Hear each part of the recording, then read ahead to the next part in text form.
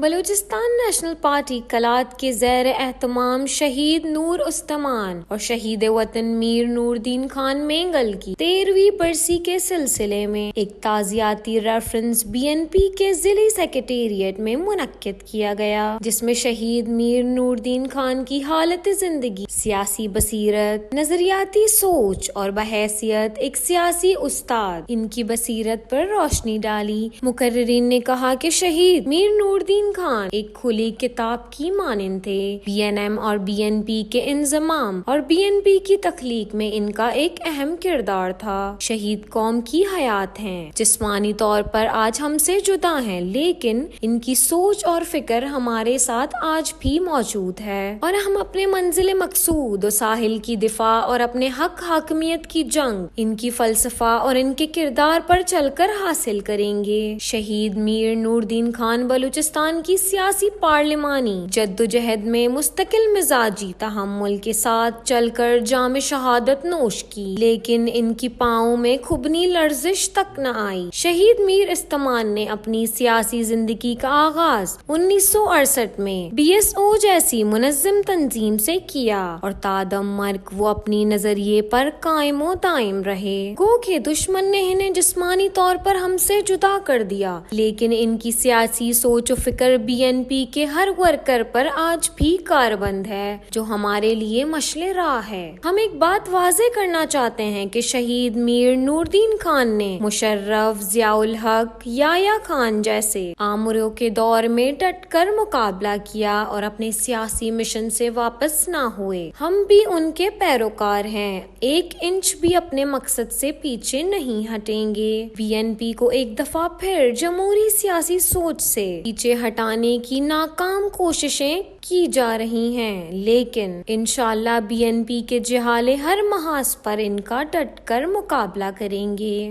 وش news Kalat.